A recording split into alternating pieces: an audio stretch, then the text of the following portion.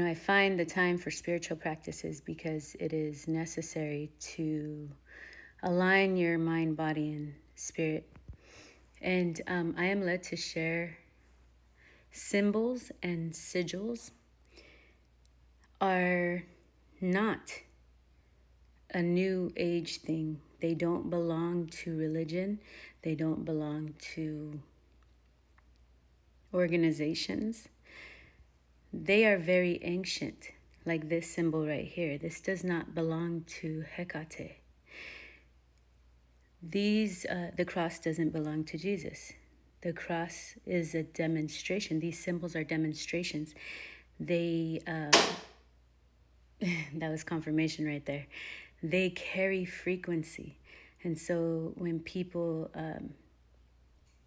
use them, and give them their meaning and their perspective of the symbol, that it doesn't belong to anybody. It just like God doesn't belong to confinement. And so these can be used very powerful, like the dollar bill, or like money in general. It has symbolism on there. Those symbols are ancient and they don't belong to outside forces. They don't belong to any rulers. They belong to creation and God. The creation of our inner source power. And so why do we use them? Because they carry frequency. And the intent, like you look at a glass of water and your intent that you put into that water has power. You drink it just like you would pray over your food to nourish your body. These things are permission slips that work for people. They are rituals, are permission slips. When you use primordial elemental forces as a part of your spiritual practice, they don't belong to archetypes or any deities. These are forces. And you give them that meaning, you give them that shape. And so, just so you know, there are a lot of symbolism, ancient symbolism, that has been distorted and used for bad, just like good.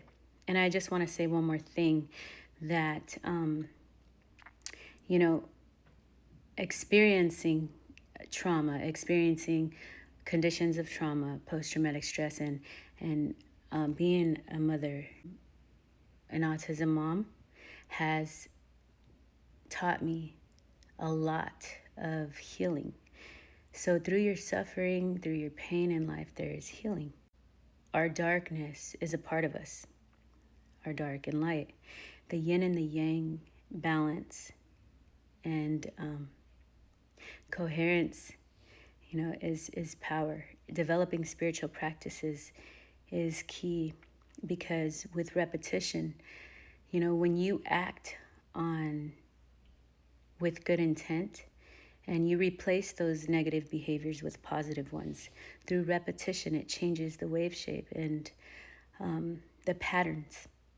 You reorganize the patterns that manifest into your physical reality, and your light becomes stronger because you are aligning yourself with the cosmic order within yourself.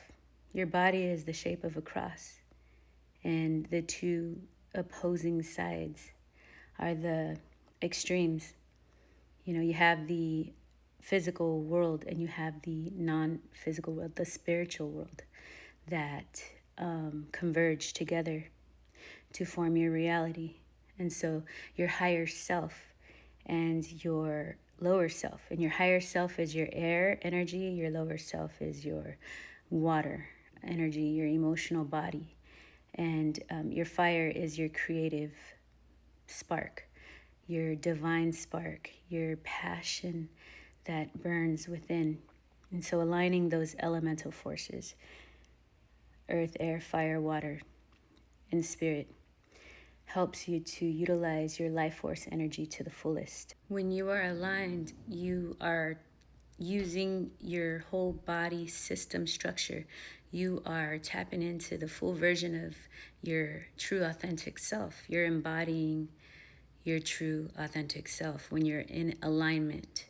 This is not stuff that I read in a book. This is my learned experience in life. So, don't take what I say as truth, because you need to go within to find your truth.